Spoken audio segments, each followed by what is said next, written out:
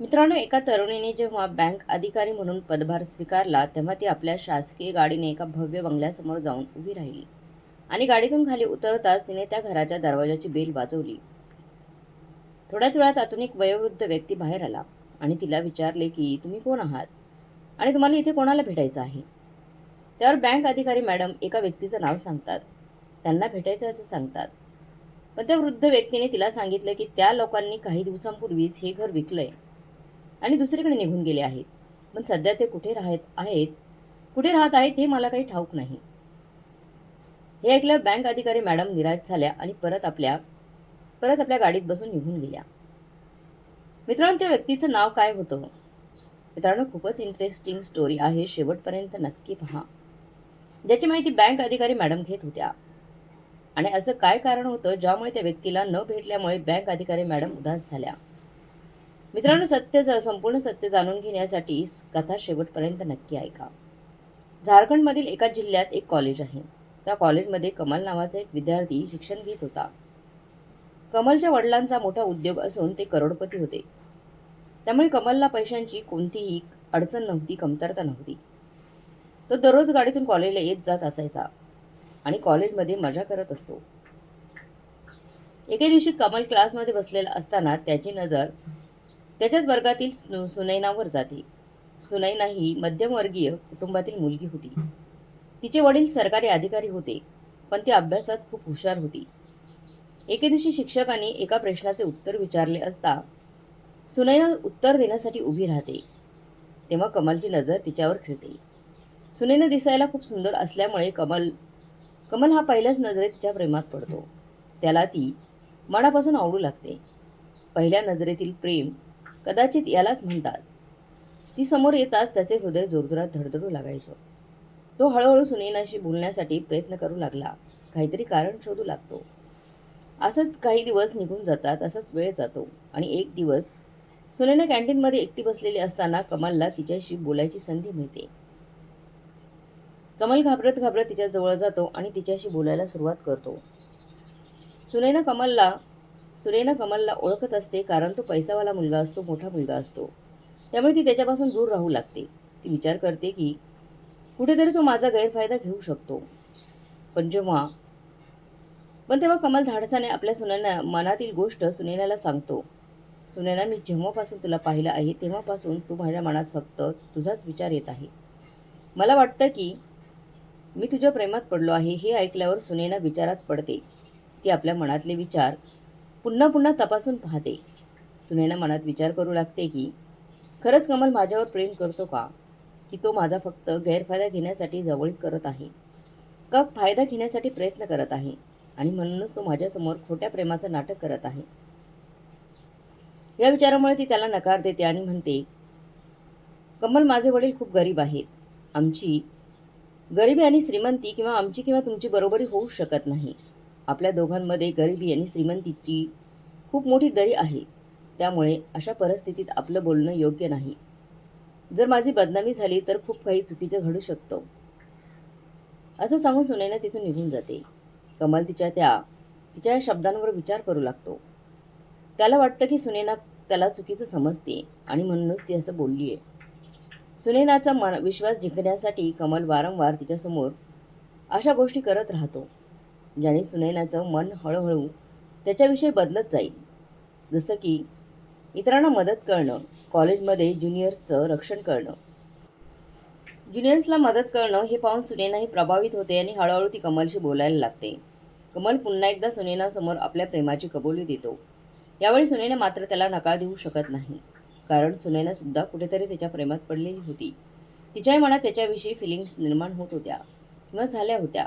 ती त्याच्या प्रेमाला स्वीकारते आणि म्हणते की कमल, मीही तुझ्यावर प्रेम करते, पण आपल्यात कधी कोणत्याही कारणास्तव दुरावा निर्माण व्हायला नको.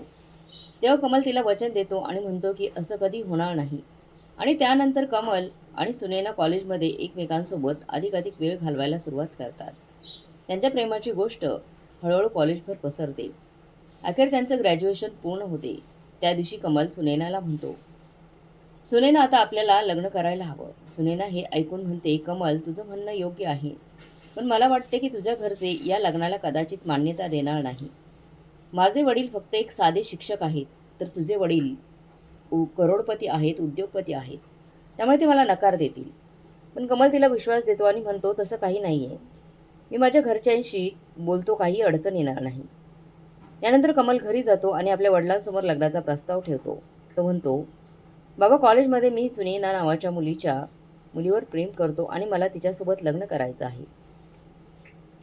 त्याचे वडील हे ऐकून आतून खूप काही विचार करू लागतात. ते करोडपती असल्याने त्यांना आपल्यातील श्रीमंतीचा गर्व असतो, पण त्यावेळी काहीही बोलत नाहीत आणि कमलला म्हणतात, ठीक आहे बाळा, मी कधीतरी तुझ्या लग्नाची बोलणी करायला जाईन तिकडे. मला तिच्या घराचा पत्ता दे.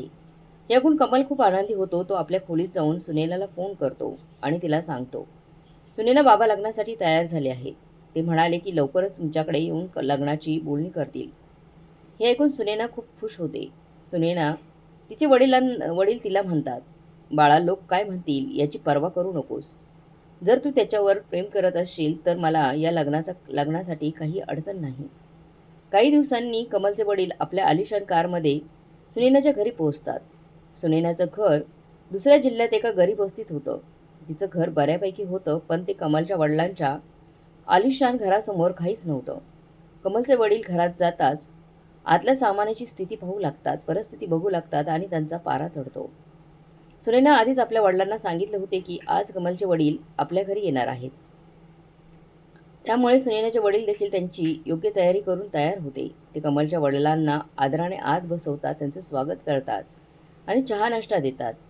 चहा नाश्ता झाल्यावर कमलचे वडील सुनैनाच्या वडिलांशी बोलायला सुरुवात करतात आणि बोलण्यातच आपल्या श्रीमंतीचा गर्व दाखवायला सुरुवात करतात. ते म्हणतात, तुमच्या मुलीने माझ्या मुलाला सांगावं की ती त्याच्यावर प्रेम करत नाही. तुम्हाला जे लागेल ते मी देतो, किती पैसे घ्या, पण माझ्या मुलाशी तुमच्या मुलीचं लग्न होऊ शकत नाही. हे ऐकून सुनैनाचे वडील अक्षरशः चकित होतात, कारण ते समजत होते की कमलचे वडील लग्नाच्या बोलणीसाठी आले आहेत, पण प्रत्यक्षात ते आपल्याला पैसा आणि गर्व दाखवून मुलीचं नातं तोडायला म्हणत आहेत.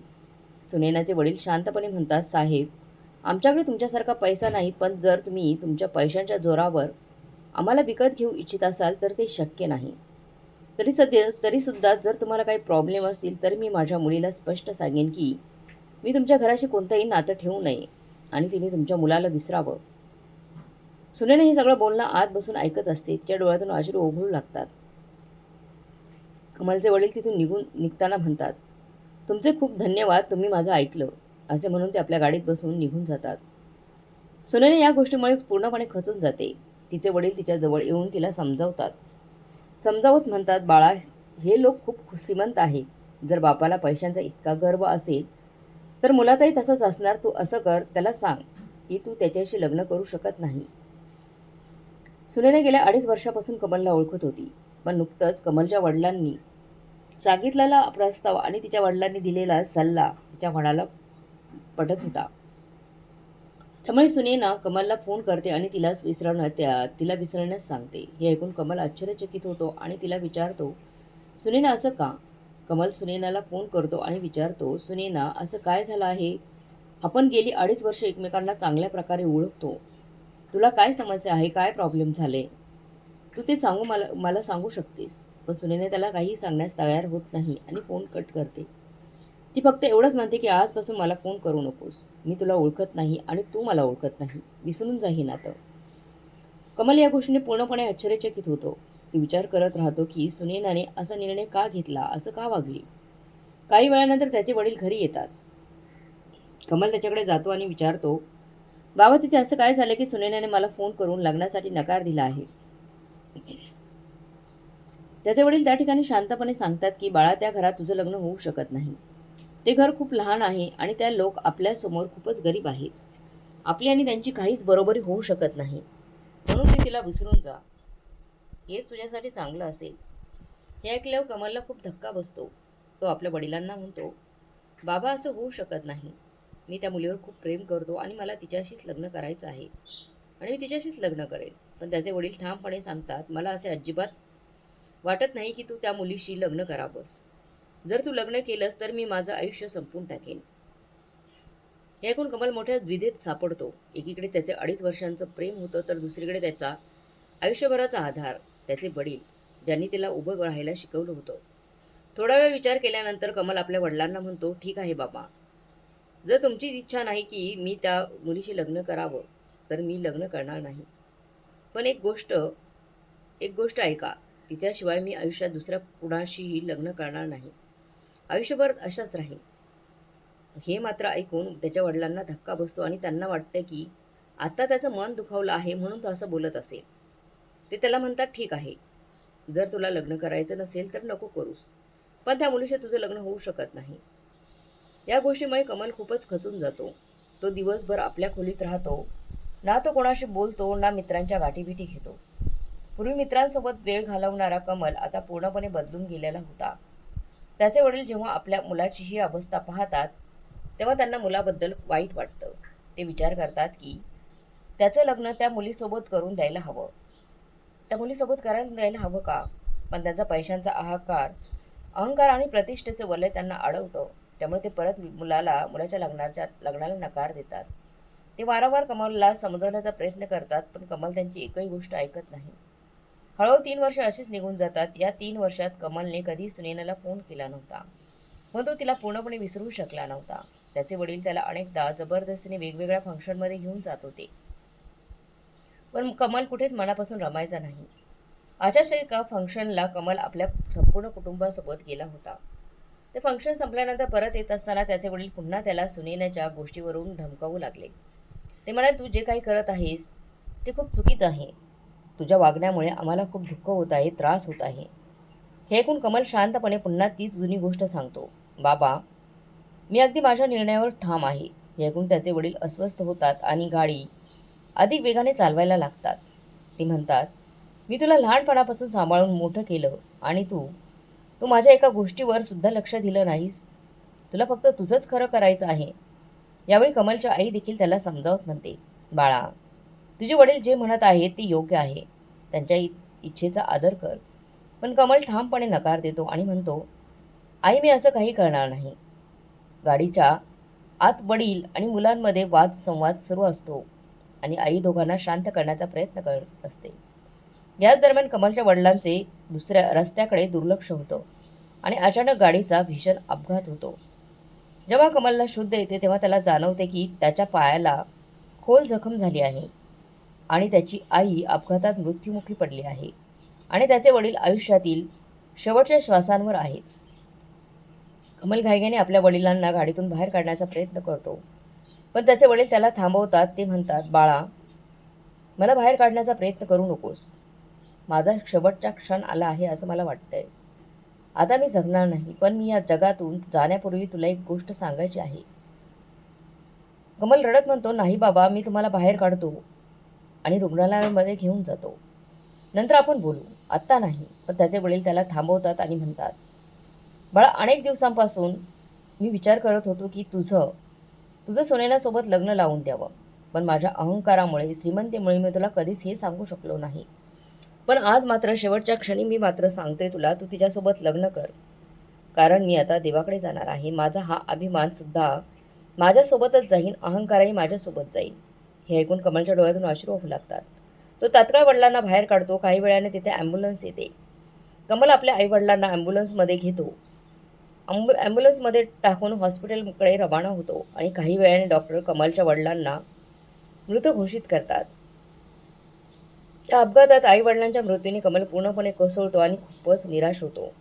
हळूहळू त्याच्या पायाचा उपचार सुरू होतो, पण उपचार पूर्ण झाल्यावर त्याला कळतं की आता तो आयुष्यभरासाठी अपंग झाला आहे. त्याच्या पायामध्ये अशी काही कमतरता राहते की आता तो पूर्वीसारखं जीवन जगू शकत नाही किंवा तो अपंग जीवन त्याला जगावं लागणार होतं. त्याला आयुष्यभरासाठी कुणाच्या तरी मदतीची गरज लागणार असते. ही गोष्ट कळून कमल अजूनच विखिन्न होतो आणि विचार करू लागतो की आता सुनैनाशी बोलावं आणि तिच्यासोबत लग्न करावं, कारण त्याच्या वडिलांची शेवटची इच्छा देखील हीच होती. पण वडिलांनी शेवटच्या क्षणी सांगितलं होतं की त्याने सुनैनाशी लग्न करावं. कमल आपला फोन काढतो आणि सुनैनाला फोन लावण्याचा प्रयत्न करतो. त्याला चिंता वाटते की इतके दिवस झाले सुनैनाचं लग्न झालं असेल का? पण सुनैनाचा नंबर लागतच नाही. त्यानंतर तो त्यांच्या एका कॉमन फ्रेंडला फोन करतो, जो सुनैनाला चांगल्या प्रकारे ओळखत असतो. कॉमन फ्रेंड सांगते की सुनैना सध्या बँक अधिकारी झाली आहे आणि आता तिची ट्रेनिंग सुरू झाली आहे. ही बातमी ऐकून कमल आश्चर्यचकित होतो. तो विचार करू लागतो की जर सुनैनाशी लग्नाची चर्चा केली तर ती नकार तर देणार नाही. पण आता मी अपंग झालो आहे आणि तिच्यासाठी आता मी योग्य नाही. हे विचार करून तो फोन ठेवून देतो आणि स्वतःला गुमनाम जीवनात ठेवू लागतो. हळूहळू 1 वर्ष निघून जातं. त्या वर्षात कमलचा संपूर्ण व्यापार ठप्प होतो. कारण त्याने कधीच त्याच्याकडे लक्ष दिलं नव्हतं. तो सतत घरात पडून राहायचा आणि दिवस-रात्र दारू पीत बसायचा. त्याने आपलं घरही विकून टाकलं होतं. जिथे तो आपल्या वडिलांसोबत राहत होता, घर विकल्यानंतर तो त्या पैशांसह गावही सोडतो आणि इकडे-तिकडे भटकू लागतो. तिथे सुनैनाची ट्रेनिंग पूर्ण झाल्यावर तिची एका ठिकाणी पोस्टिंग होते. ती आपल्या जबाबदाऱ्या पार पाडत असते. पण पण तिच्या मनात अजूनही कमलचं स्थान होतं. त्याला विसरणं तिच्यासाठी सोपं नव्हतं. काही दिवसांनी सुनैना आपल्या गाडीतून थेट कमलच्या घराकडे जाते आणि सुनैनाला त्या घराचा दरवाजा तो तो दरवाजाचा घराचा दरवाजा ठोठवते. दरवाजा उघडल्यावर आतून एक अनोळखी व्यक्ती बाहेर येते आणि सांगते की इथले लोक काही दिवसांपूर्वीच हे घर विकून इथून निघून गेले आहेत. हे ऐकून सुनैना कमलचा शोध घेऊ लागते. जवळपास 1 महिन्यानंतर तिला कमलबद्दल माहिती मिळते. कळतं की कमल आपलं घर सोडून एका गरीब व्यवस्थित राहतो आणि त्याच्या आईवडिलांचा अपघात होऊन ते तिथेच मरण पावले होते. जिथे तो इथे लहान मजुरी करून दिवस काढतोय. सुनेने त्याचा पत्ता मिळवते आणि सरळ त्या ठिकाणी पोहोचते जिथे कमल सध्या राहत असतो. त्यावेळी कमल घरात बसलेला असतो. आता जेव्हा त्याला सुनैना दारात उभी दिसते तेव्हा तो तिला टाळण्याचा प्रयत्न करतो. कमलने स्वतःची अवस्था खूप वाईट करून घेतली होती. सुनैना त्याच्याजवळ जाते आणि म्हणते, "कमल, हे काय केलंस तू स्वतःचं? काय अवस्था केलीस? कसा होतास तू? आणि आता स्वतःला आरशात पहा, तुझी अवस्था काय झाली आहे?" पण कमल उत्तर देतो, "कोण कमल? कसा कमल? माझे नाव कमल नाही. बघा, तुम्हाला काहीतरी गैरसमज झाला आहे. इथे कुठलाही कोणीही कमल राहत नाही." जरी कमलने सुनैनाला ओळखलं होतं तरी तो तिला ओळखण्यास नकार देतो. हे ऐकून सुनैनाच्या डोळ्यातून अश्रू आले. कमलची अशी अवस्था आणि त्याची परिस्थिती पाहून त्याच्या तोंडून हे शब्द ऐकून ती खूप मनामन दक्खी होते. सुनैना म्हणते, "कमल, मी अशी काय चूक केली होती की तू मला ओळखण्यास नकार देत आहे? अजूनही राग धरलास का त्या गोष्टीचा, जी मी त्यावेळी तुला सांगितली होती?" पण कमल पुन्हा तिच्याशी बोलण्यास टाळाटाळ करतो आणि म्हणतो, "मला माफ करा. मी तुम्हाला ओळखत नाही. खरंच ओळखत नाही. तुम्ही कोण आहात? तुम्ही इथून निघून जा. हेच तुमच्यासाठी चांगलं असेल." हे ऐकून सुनैना कमलचा हात पकडते. तो तिच्या डोक्यावर ठेवते आणि म्हणते, "जर तर तू कमल नाहीस तर माझ्या डोक्यावर हात ठेवून शपथ घे. या गोष्टीची शपथ घे की तू कमल नाहीस आणि मी चुकीच्या व्यक्तीला कमल समजून बोलत आहे." हे ऐकताच कमलच्या डोळ्यातून अश्रू वाहू लागतात. हे पाहून सुनैला देखील कळतं की तूच कमल आहे. ती अश्रू पुसते आणि म्हणते, "कमल, शेवटी तुझ्यासोबत असं काय झालं की तुझी अवस्था अशी झाली आहे आणि तू मला ओळखण्यास का नकार देतोयस?" तेव्हा कमल त्याची संपूर्ण कथा सुनैनाला सांगतो. तो म्हणतो, "सुनैना, आता मी तुझ्या योग्य राहिलेलं नाही. माझ्या पायाला एक अशी अडचण निर्माण झाली आहे की मला आयुष्यभर कोणाच्या तरी आधाराने चालावं लागेल. मी अपंग झालोय. इथे मी केवळ लहान-सहान मजुरी किंवा शिकवणीच्या कामावर जगतोय." कमलची ही अवस्था पाहून सुनैना अधिक दुःखी होते, पण ती त्याला आधार देण्याचा निर्धार करते. आणि कमल म्हणतो, "सुनैना, मी माझं आयुष्य कसंबसं घालवत आहे. पण तू तुझं आयुष्य माझ्यासोबत बरबाद करू नकोस. ती इथून निघून जा आणि मला पूर्णपणे विसरून जा." मात्र सुनैना त्याला उत्तर देते, "कमल, आज मी बँक अधिकारी आहे ती फक्त तुझ्यामुळेच. जर तुझे वडील त्या दिवशी मला गरीब असल्याचा अपमान केलं नसतं तर कदाचित आज मी बँक अधिकारी बनू शकले नसते. त्या दिवसापासून माझ्या मनात एक वेगळीच ऊर्जा निर्माण झाली होती आणि मी ठरवलं होते की मला मोठा अधिकारी बनायचं आहे, जेणेकरून मी स्वतः तुझ्या घरी जाऊन आपल्या लग्नाची मागणी करू शकेन आणि तुझे वडील या नात्याला नकार देऊ शकणार नाहीत." कमल सुनैनाला म्हणतो, "हो सुनैना, मला माहीत आहे की तू बँक अधिकारी झाली आहेस. जेव्हा तू बँक अधिकारी झालीस, तेव्हा मला याची माहिती मिळाली होती किंवा काढली होती मी. पण मला तुझ्याशी बोलणं योग्य वाटलं नाही. कारण मी विकलांग झालो आहे. म्हणूनच मी त्या दिवसापासून तुझ्यापासून दूर राहण्याचा निर्णय घेतला." हे ऐकून सुनैना ताबडतोब कमलच्या गळ्यात पडते आणि म्हणते, "कमल, आता तू कोणतीही चिंता करू नको. जे झालं ते विसरून जा. मी फक्त तुझ्याशीच लग्न करेन." असं सांगून सुनैना कमलला घेऊन जाते आणि त्याला एका चांगल्या सलूनमध्ये एकतर दवाखान्यामध्ये घेऊन जाते. तिथे त्याला व्यवस्थित तयार केलं जातं. सलूनमध्ये त्याला तयार केलं जातं. त्यानंतर सुनैना कमलला तिच्या वडिलांसोबत भेटवते. सुनैनाच्या वडिलांना या लग्नाबद्दल काहीच हरकत नसते. त्यामुळे ते या लग्नाला लगेचच संमती देतात. त्यांच्या देखरेखीखाली कमल आणि सुनैनाचा विवाह होतो. लग्नानंतर सुनैना कमलला तिच्यासोबत ठेवते. लग्नानंतर ती त्याच्यासाठी एक लहानसा व्यवसाय सुरू करून देते. कमलने आता दारू पिणे सोडून दिलं होतं, कारण त्याच्या आयुष्यातील दुःख संपलं होतं. आता तो आणि सुनैना आनंदाने जीवन व्यतीत करत होते. मित्रांनो, एक छोटीशी गोष्ट आहे जिथे एका मुलाला एका मुलीशी प्रेम होतं, पण श्रीमंतीमुळे त्याचे वडील त्याला लग्न करण्यास नकार देतात. मुलगी परिश्रम करून बँक अधिकारी बनते आणि दोघांचे जीवन पुन्हा एका वळणावर येऊन एकत्र होतं. शेवटी ते दोघे आनंदाने जीवन जगू लागतात. तुम्हाला या गोष्टीबद्दल काय वाटते? तुमचं मत कमेंटमध्ये लिहा आणि इतरांबद्दल ही गोष्ट शेअर करा. जर तुम्हाला ही कथा आवडली असेल तर व्हिडिओला लाईक करा, चॅनलला सबस्क्राईब करा, जेणेकरून आम्हाला आणखी चांगल्या गोष्टी तुमच्यासाठी आणण्याची प्रेरणा मिळेल. या गोष्टीचा उद्देश कुणालाही दुखवण्याचा नाही, तर तुम्हाला या कथांमधून काहीतरी शिकता यावं आणि तुमच्या जीवनात त्याचा उपयोग करता यावा हाच आहे. भेटूया पुढच्या व्हिडिओत नवीन विषयांसह. तोपर्यंत जय हिंद, जय भारत. तुमचं खूप खूप आभार.